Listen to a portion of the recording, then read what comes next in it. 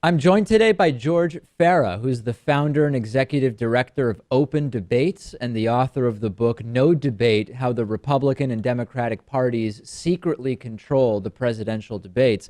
Let's start with the word secretly, George. I mean, I didn't think it was much of a secret that the Republican and Democratic parties were completely controlling debates.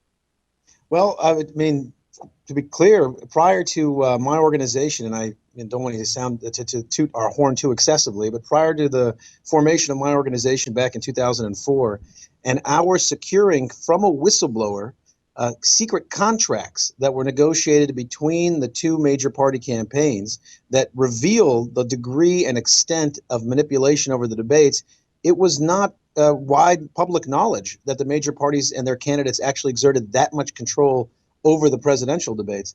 I mean, the organization that hosts the general election presidential debates is called the Commission on Presidential Debates. It sounds like a federal branch of the government, it sounds like some sort of public commission, and it's not. It's an arm of the two parties, and it's designed to shield the major party candidates from the public knowledge that they're manipulating the debates. So actually, it was quite secret for about 15 years before we broke the story. So, talk a little bit about, for people who don't know the specifics of the relationships and the processes that are going on here, what are some of the most relevant or shocking details that the average person may not understand about how this works? A wonderful example of the level of major party control, and it's a bit of an old example, but it's an excellent example, is 1996. In 1996, Ross Perot was running for president for the second time. He had $27 million in taxpayer funds. 76% of the voting public wanted to see Perot in the presidential debates. They were very excited. He had run 4 years earlier and had gotten the largest share of the vote that any third party candidate had obtained since Teddy Roosevelt. So there was a lot of public enthusiasm to see him in the presidential debates, which he was considered a victor of two of those debates just 4 years earlier. But he was shut out.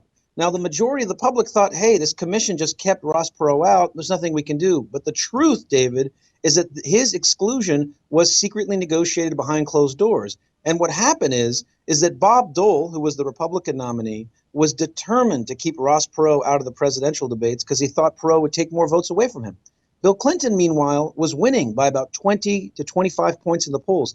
He didn't want anyone watching the debates. He wanted the debates to be, what George Stephanopoulos told me, a non-event. So here was the deal they struck.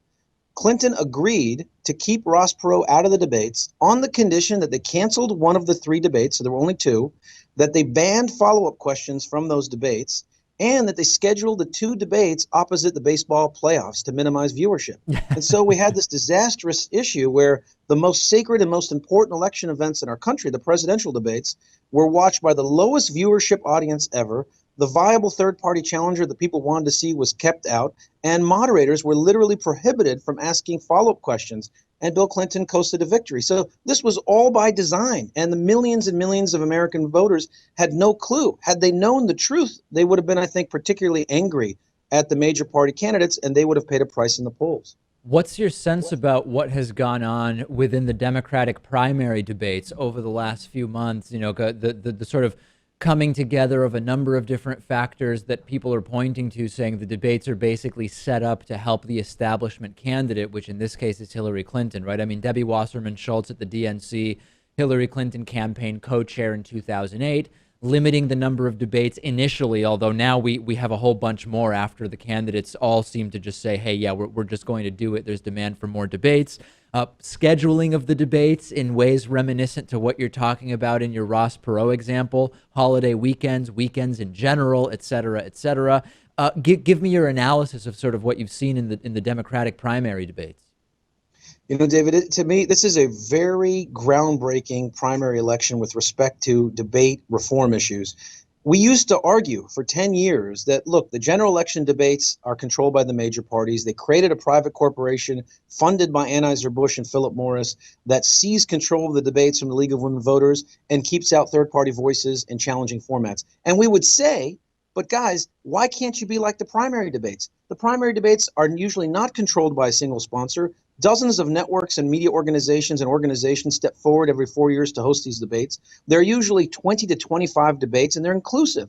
Not this year. For the first time in the history of primary debates, The Republican and the Democratic parties asserted unprecedented control over the debate process. And what they did was quite simple. They said if any candidate participates in any debate that is not approved by the Republican National Committee or the Democratic National Committee, that candidate will be excluded from all of the approved debates. They essentially asserted monopolistic control over the debate process. And when they did that, they then shrunk the number of debates. In 2008, there were 25 Democratic debates, 20 Republican debates. This election cycle, the original schedule had 6 Democratic debates and 9 Republican debates. And it's for the reasons that you made abundantly clear. The head of the Democratic National Committee the Democratic National Committee is chaired by Debbie Schultz. She co-chaired Hillary Clinton's campaign back in 2008 and is very loyal to the Clintons. They assumed that Clinton would coast to victory.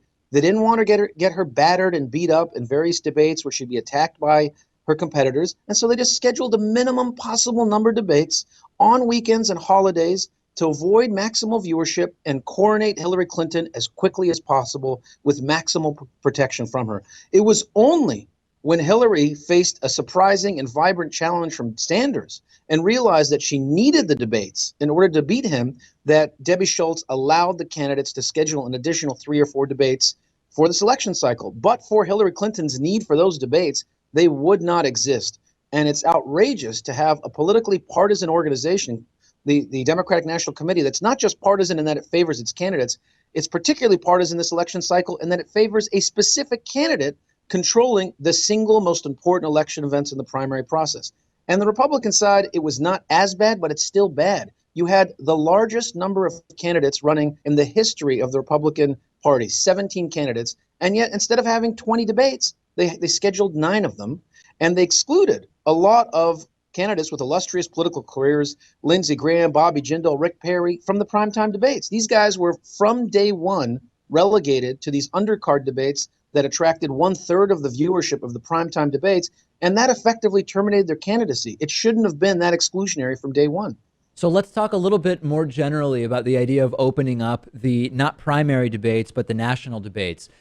What kind of barometer or system would you suggest get put in place so that we do hear more voices on the national debate stage without it turning into 50 people up on stage? Now, your Ross Perot example is sort of an easy one to look at because Ross Perot had national recognition. He was polling well. There's no question whatsoever that he was a so-called legitimate candidate. But when we get into the idea of really broadening that debate stage, what's a sensible way to have more voices included without, number one, playing favorites or cherry picking, and number two, having a totally impractical number of candidates up on stage?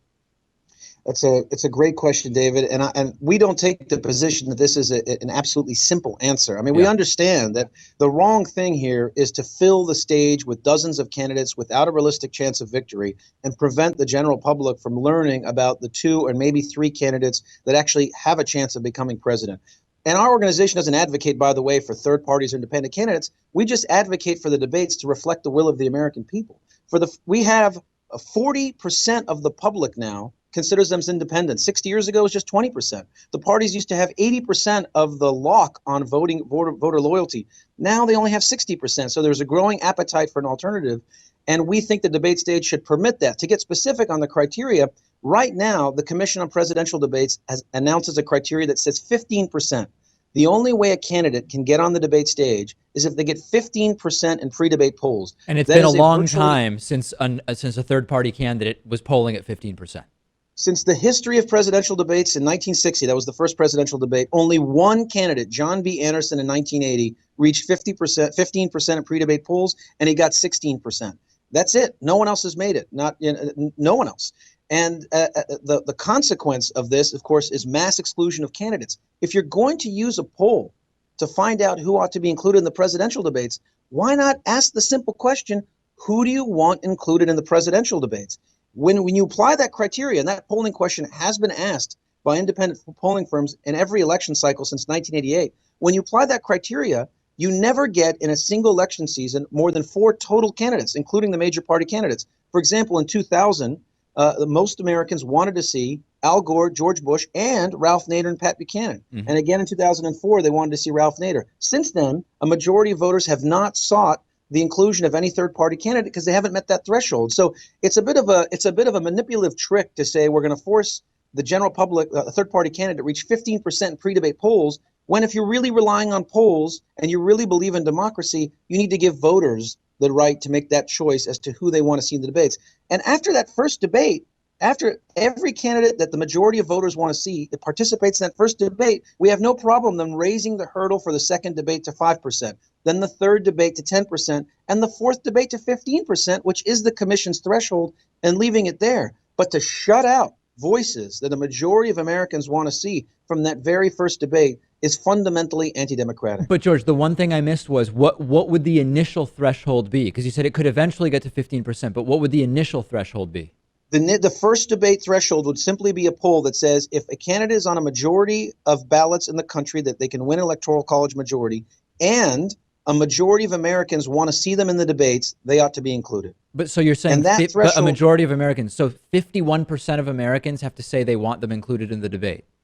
Right. And that criteria would have allowed Ross Perot in 1992 and 96. It would have allowed Nader and Buchanan in 2000. It would have allowed Nader in 2004, possibly Bob Barr in 2008, and that's it. So you're not looking at hundreds of candidates on stage. This is, by the way, David, one of the commission's favorite argument. If you say to them, hey, commission, your criteria is way too high. It's anti-democratic. Dozens of newspapers have attacked you. Yep. Dozens of pro-democracy groups have attacked you. They say, wait a minute. We can't let 400 candidates on stage. That's insane. That's ridiculous. There's guys like Billy Joe Clegg of the Clegg Won't Pull Your Leg Party who runs every 4 years. We're not going to put him on stage. But that is absolutely deceptive. Even if you just let everyone on stage who's on enough state ballots to mathematically have a chance of victory, you would never in any election cycle have more than 8 candidates. We think that's too many. So just shrink it back and say for the first debate, who do the American people want to see who's on enough state ballots, and let the American people decide for themselves. Hard to argue that more voices would be a negative thing unless you're really entrenched in establishment party politics. I think there's no question about it. I'll remind everybody we've been speaking with George Farah. He's the founder and executive director of Open Debates and author of the book No Debate: How the Republican and Democratic Parties Secretly Control the Presidential Debates. Super important stuff, George. Thanks so much for talking to me about it. Thank you so much for having me, David.